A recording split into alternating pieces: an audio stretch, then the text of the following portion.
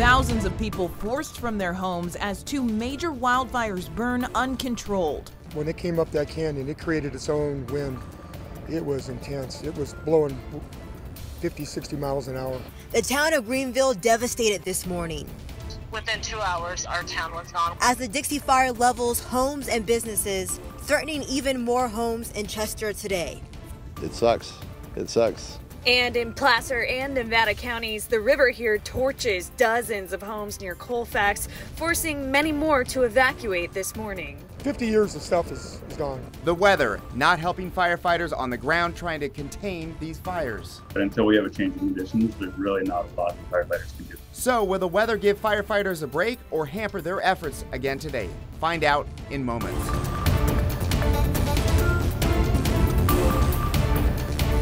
The fire right now is just not controllable.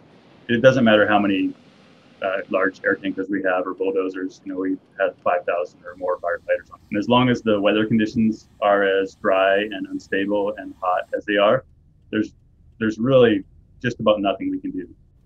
Thank you for staying with us at 6:30 on this Thursday. A scary night on the fire lines for firefighters across our area. This is new video from Greenville as the DixieFire tore through the small town last night. It's leveled businesses as well as homes.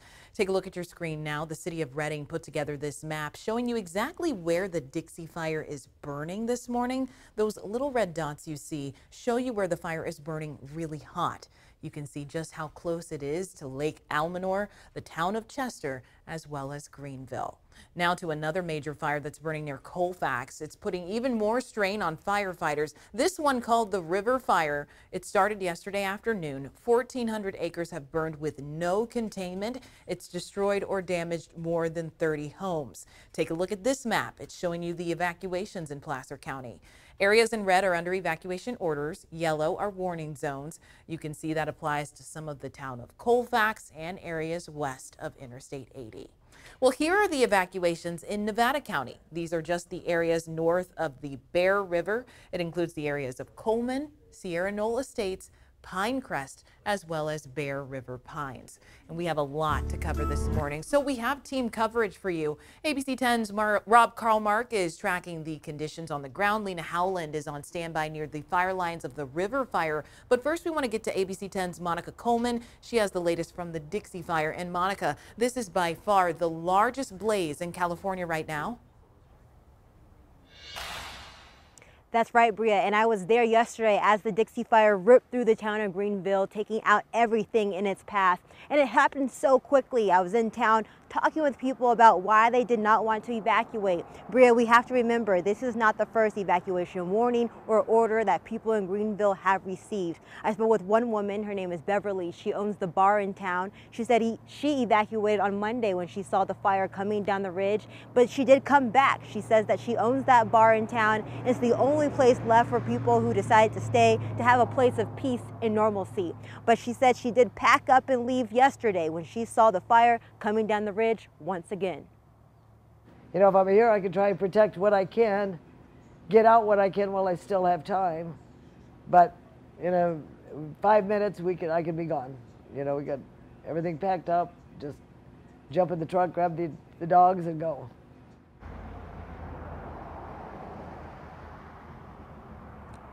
Beverly did leave the area and she evacuated and got it out safe, but I did talk with others. They said they stayed and they protect their property. They decided that this is where they live. They did not want to leave. We will check in on them later in the evening. But I will now toss it back to my colleague Lena Howland. She is at the River Fire in Colfax. Lena, what can you tell us? Well, Monica, it is just devastating seeing all of these homes here at the end of Pineview Drive reduced to rubble. Now, what you are seeing behind me right now is one of several structures destroyed in this fire. Now, according to our last update from CAL FIRE last night, the fire ballooned into 1,400 acres in only a matter of hours. CAL FIRE officials also said 35 to 40 structures were possibly damaged or destroyed by the fire. Many of the evacuees we spoke with said the fire raced up the hill so fast they had just minutes to get out. For 81-year-old Luana Robinson of Colfax, it was her family who got her out safely. Thank goodness for family. Here they are, and they came up to help me pack. And the main thing was for myself and my cat Bandita. Now, there are 2 different overnight evacuation centers set up right now in Auburn and one in Grass Valley. Both cities also have animal shelters available. Now, we are expecting our next update from CAL FIRE this morning at 7 in less than 30 minutes. That's when we should have a better idea of just how much more damage was caused in this fire overnight. And we should also get a better idea from fire officials on just what they are expecting from these fire conditions throughout the day. Back to you. We'll check back in with you soon. Lena and Monica, thank you both. We are expecting to get an update again on the river fire this morning at 7. The weather, though, fueling all of this. Rob, are things going to get better anytime soon? Yes and no. Today, it's not. Today is going to be a very rough day. Folks, if you are close to these fires and you still have standing fuel around you, you are at risk today because while in general we know where the fire is going to grow related to the wind, there are twists and changes and things are going to happen. Sometimes the fire is going to just follow the fuel up a hill in the opposite direction of where the wind is blowing. Sometimes it'll go right along where you expect it to. These are difficult days and the weather is not good today for fighting the fires because we have another red flag warning day.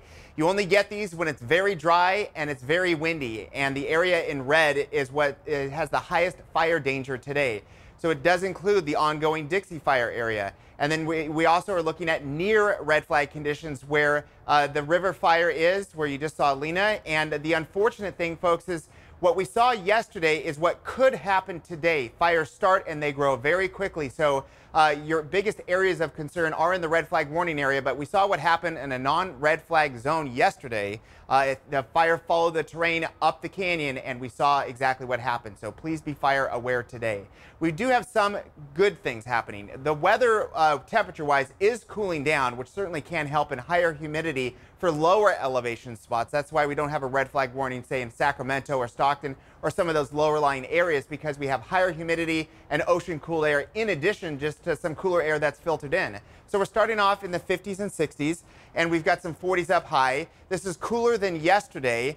And while most of you, if you're in some of these communities like Rio Vista or Galt or Ione, the fire situation is far and away and it doesn't affect you yet. It will tomorrow because the smoke and haze is moving from the north to the south and it's going to affect many of us by the afternoon tomorrow. So that's a new story that we really need to pay attention to because that's what's coming next, in addition to getting hot again near 100. You know, traffic, I've been looking at a number of incidents, but there's been no major backup related to these. So while you see many triangles and there are things going on, there's not a major backup except for the congestion, Tracy over to Livermore, but that is just a very common thing for this time in the morning. Back to you. Rob, thank you. 637, want to get back to fires this morning. If a fire starts in your area, it's important to know what to do. That's why you need to be prepared right now. ABC 10's Brandon Ritteman says it comes down to having an escape plan. A lot of people imagine that surviving a wildfire means running far, far away. Not always. Every wildland firefighter constantly looks for 2 things, and so can you. One is the escape route, usually a road out, but roads can and do get blocked. So firefighters also always look for their nearest safety zone, a big clearing with good distance from anything that'll burn. People have survived some of the deadliest megafires by riding them out in big parking lots. A green sports field or golf course can work too. Fires can be life and death. Escape is a good plan A. Learn to look for safety zones and you'll also have a good plan B. And you can find a full list of evacuations on the river fire and other fire resources on our website. Just scan the QR code. It's at the bottom of your screen right now with the camera on your cell phone. That way you'll get a link to a list of helpful information.